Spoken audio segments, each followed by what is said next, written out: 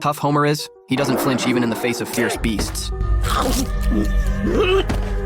On his way home one day, Homer ran into Moe, who was brewing alcohol. Moe said he named it beer. It could make people happy, make them angry, and in the end, take all their money. After Homer took a sip, a beer belly popped out instantly. He then kept complaining to Moe about the trivialities of family life. I come home, lady, and there's two kids, and a fire go out, and a stupid Flanders.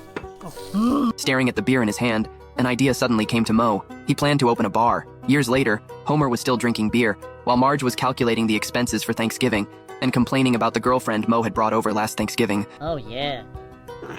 Why won't you let me pop her? No, it's bad juju. Ooh. So Marge refused to invite Moe to her house for Thanksgiving.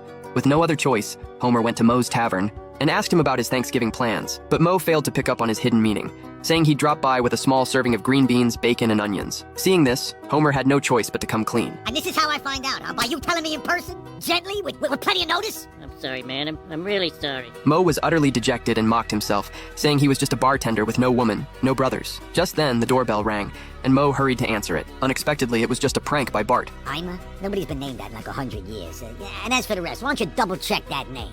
Try saying it out loud. I'm a buttface? But Moe saw through it and got his revenge. Bart was thus laughed at by his friends.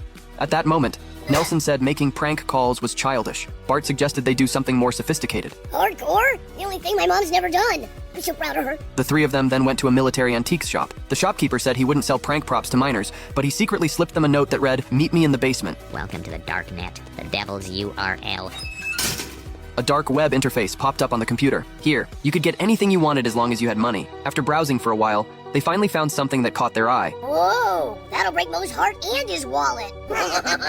A weasel appeared on the screen to warn them. If they got caught, the site wouldn't keep their secrets and would hand over all their information to the FBI, and it would even get their families in trouble in the end. But Bart still hit the confirm button without a second thought. Later, the three of them headed to Moe's tavern. Soon, a taxi pulled up at the door, and a woman got out and walked straight into Moe's tavern. Is this the residence of successful American businessman, Mo Sizlak? Who wants to know? Anastasia Rykova, his new wife. His wife?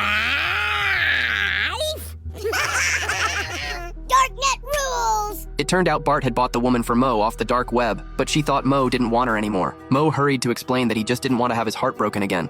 So he offered to drive her home that night, but due to airline restrictions, Moe had to take her in temporarily. The next day, she cleaned Moe's tavern from top to bottom. Thanks to this, the tavern's business boomed. After closing time, Moe looked at Anastasia with great reluctance and took the chance to voice his worries. Here's the sad truth about me. Every time I give my heart to a woman, it gets broken to 100 pieces. My first crush, so I really like you. And I was wondering, maybe we could go to a movie or something? Give me 1 second.